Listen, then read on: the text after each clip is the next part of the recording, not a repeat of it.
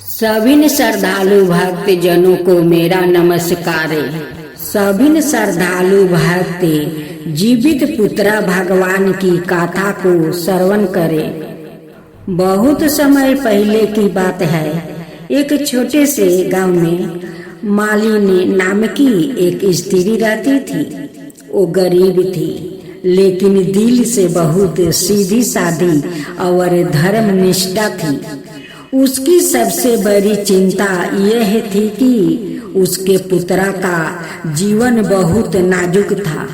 हर समय उसके प्राणों पर संकट मंडराता रहता था।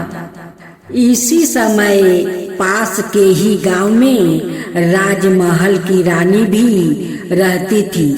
रानी के भी पुत्रा का जीवन असुरक्षित था। बार बार रोग और संकट उस पर आता था। एक दिन महल की दासी ने रानी को बताया कि भगवान सूर्य देव और जीवित पुत्रा भगवान की कृपा से पुत्रा की आयु लंबी होती है। इसके लिए माताएं जीवित पुत्रा का व्रत करती है। रानी ने भी यह व्रत करने का संकल्प ले लिया। उसने नहा के खाए के दिन शुद्ध जल से स्नान किया, सात्विक भोजन किया और दूसरे दिन निर्जला उपवास रखी। तीसरे दिन प्रातः काल भगवान जीवित पुत्रा की पूजा अर्चना करके व्रत का पालन किया। दूसरी और गरीब मालिनी ने भी सुना कि यह व्रत करने से पुत्रा की रक्षा होती है। उसने भी निश्चय किया कि चाहे जितनी कठिनाई आए वो यह व्रत करेगी। 3 दिन तक उसने नियम पूर्वक व्रत किया, भगवान से प्रार्थना की और अपने पुत्रा के जीवन की भीख मांगी। भगवान जीवित पुत्रा माता की करुणा से चमत्कार हुआ। दोनों माताओं के पुत्रा पर संकट टल गया और उनकी आयु लंबी, सुखी और सुरक्षित हो गई। इस कथा से यह शिक्षा मिलती है कि चाहे स्त्री गरीब हो या अमीर, सच्चे मन से किए गया व्रत सबका फल देती है। जीवित पुत्रा व्रत विशेष कर माताएं अपने पुत्रा की दीर्घ आयु और सुख समृद्धि के लिए करती है। व्रत में 3 दिन का विधान होता है।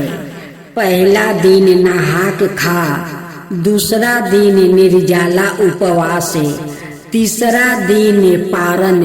राधे राधे। सभी श्रद्धालु भक्त जनों को मेरा नमस्कार। आज हमें जीवित भगवान और एक माता पिता और उनकी संतान का दुख भरी कहानी सुनाने जा रही हूँ। इस कहानी को आप लोग श्रद्धा भक्ति से श्रवण करेंगे। बहुत पहले की बात है, तभी सतयुग चल रहा था। ये सतयुग का कहानी है। उस समय कोई जीवित पुत्रा व्रत नहीं करता था और नहीं जानते कि जीवित पुत्रा व्रत क्या होता है। उस समय ऋषि मुनि और ब्राह्मण वही लोग जीवित पुत्रा व्रत करते थे। एक माँ अपना बच्चों को जन्म देती है। 2 महीना का बाद उनकी बच्चा बीमार पड़ जाता है। उस माता पिता ने बहुत वैद्य को बुलाते हैं और ओझा को बुलाते हैं, उसे झाड़ फूंक करवाते हैं। वैद्य आकर बच्चों को इलाज करता है, लेकिन बच्चा को बीमारी ठीक नहीं होता है, और नहीं झाड़ फूंक से और नहीं वैद्य को दवा से।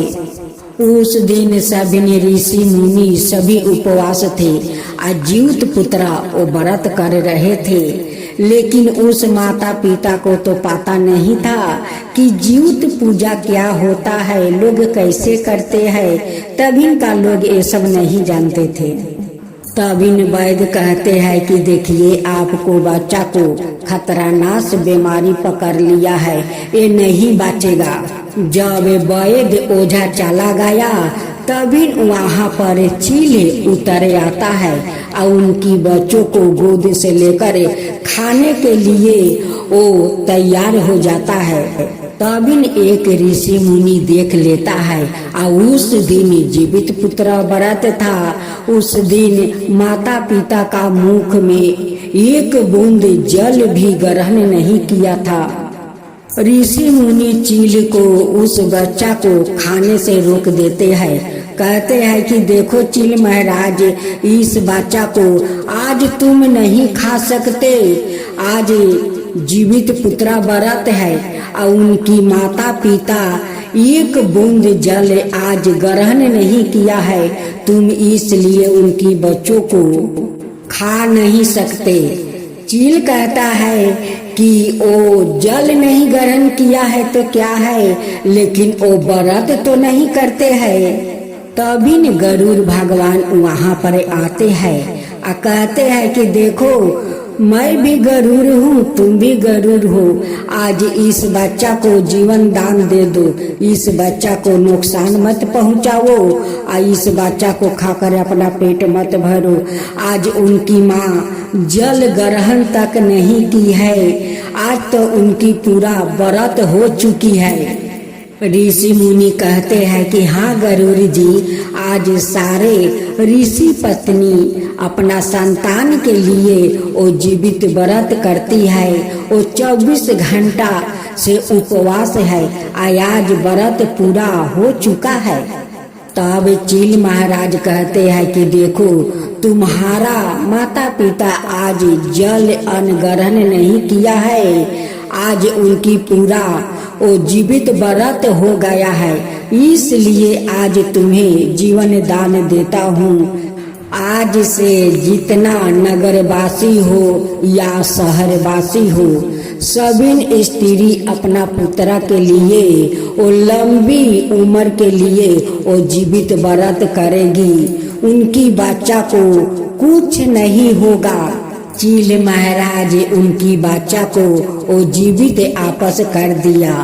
तब उस माँ हाथ जोड़कर कहती है कि हे गरुड़ भगवान, आप मुझे बताइए कि आपका पूजा का नियम क्या है, कैसे किया जाता है। तब वो चील महाराज वो सारे नियम बताते हैं। 13 तारीख को अपना नाखून कटना, बाल धोना और स्नान करना, भोजन बनाकर भोजन ग्रहण करना और 14 तारीख को निर्जला उपास रहना। उस दिन कुछ मत काटना, क्योंकि सभी साग सब्जियों में जीव होता है, उसलिए उपास रहकर कुछ नहीं काटा जाता है और नहीं तोड़ा जाता है। ये जीवित भगवान का नियम है। 15 तारीख को सुबह उठकर नहा धोआकर पूजा करना, गरम भोजन बनाकर पारण करना। चील महाराज उन्हें सारे नियम बताकर और चले जाते हैं। उसी दिन एक नागिन का बच्चा वो बाहर खेल रहा था। तभी ने चील महाराज आते हैं उनकी बच्चा को खाने के लिए। वहाँ पर एक ऋषि बैठे हुए वो ध्यान कर रहे थे। तभी ने नागिन वो मन ही मन कहती है, हे ऋषि गुरु, हे ऋषि गुरु रक्षा कीजिए, हे ऋषि गुरु रक्षा कीजिए, मेरे बच्चों को रक्षा कीजिए, मेरे बच्चों को रक्षा कीजिए। लोग कहते हैं कि गुरु के नाम लो तो सारा काम पूरा हो जाता है, वो भवसागर से भी पार हो जाता है। गुरु का एक ऐसा नाम है जो नागिन मने मने वो कह रही थी कि हे ऋषि गुरु रक्षा करो, मेरा बच्चों को रक्षा करो। तभी गरुड़ महाराज वहाँ पर पहुँच जाते हैं और कहते हैं कि हे चील महाराज, वो नागिन का बच्चों को भोजन मत बनाओ, भोजन मत बनाओ, उनकी बच्चा को आपस कर दो।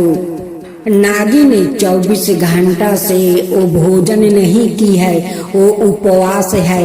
आज तो उनकी पूरा जीवित पुत्र व्रत हो गया है, उनकी बच्चा को आपस कर दो।